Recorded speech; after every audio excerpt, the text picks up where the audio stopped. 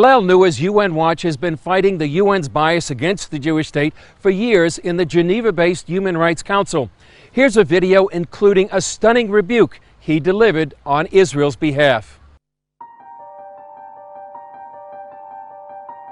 Israel has used the worst kind of abuse, ethnic cleansing, and imposing a regime of apartheid. Israel continues to exercise apartheid in Palestine, which constitutes a crime against humanity, violence and terrorism that are being exercised against the Palestinian people. These violations include the building of apartheid walls to legitimize the theft of land and to Judaize Jerusalem. The separation wall is an example of the apartheid policy practiced by Israel. Israel's practices of discrimination as well as extremism. United Nations Watch, have the floor. Mr. President, let me begin by putting the following on the record. Everything we just heard from the world's worst abusers of human rights, of women's rights, of freedom of religion, of the press, of assembly, of speech, is absolutely false and indeed Orwellian. Today's report does not consider Israelis to be deserving of human rights, consistent with the approach of this Council, where today's notorious agenda item against Israel completely ignores their human rights. Now, over the weekend, President Abbas announced he was giving his highest medal to Rima Khalaf, who resigned from the Economic Commission of Western Asia, a Beirut-based UN agency of 18 Arab states, after Secretary General Guterres rightly instructed her to remove an absurd report which accused Israel of, quote, apartheid.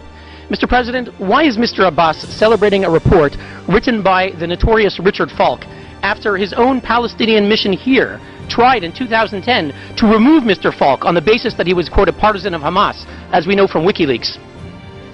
The accusation against Israel is absurd. Israel's 1.5 million Arabs.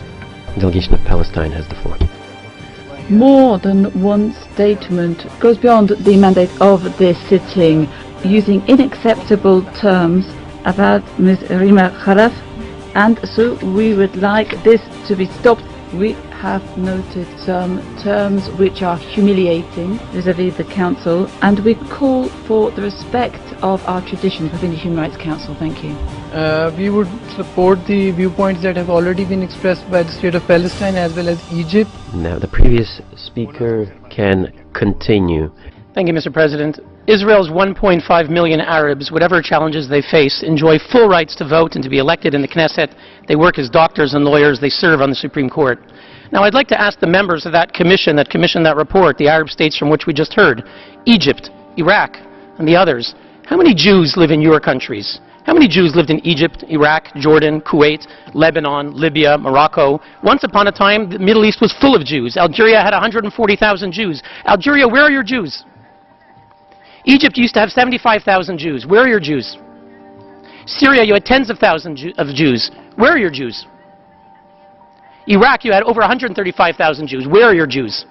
Mr. President, where is the real apartheid? Why is there a UN commission on the Middle East that does not include Israel? From the 1960s and the 70s, they refused to include Israel. Where is the apartheid, Mr. President? Mr. President, why are we meeting today on an agenda item singling out only one state, the Jewish state, for targeting? Where is the apartheid, Mr. President?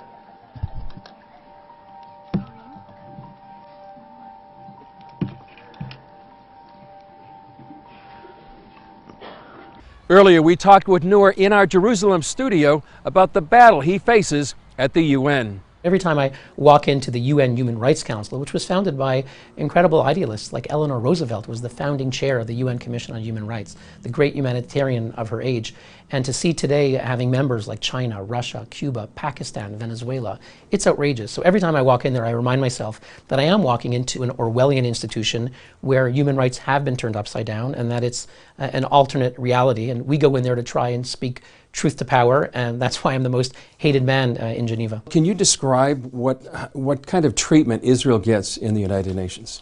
Israel gets a treatment that no other country gets. At every session of the Human Rights Council, for example, there's a day on Israel, just like there's a day on human rights situations around the world, and then there's one day just for Israel. It's a special agenda item only to criticize so-called Israeli violations. There's no agenda item for genocide that happened in Darfur and Sudan. There's no agenda item for Syria, where millions have been displaced, barrel bombs are being dropped on children, nor on North Korea, one of the most horrific places on the planet for human rights. Only Israel, the Jewish state, gets its own agenda item. And if you look at the number of resolutions, Israel is typically condemned in half the resolutions at the Human Rights Council.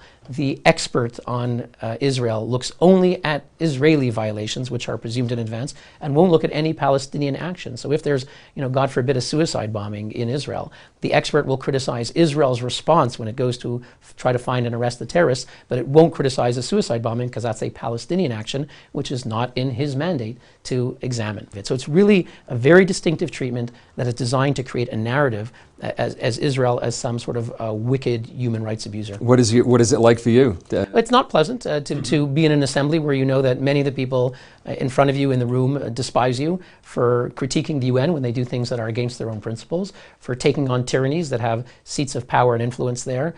It's not pleasant, but we get support around the world, and we know that we're doing the right thing, and we're going to continue speaking out.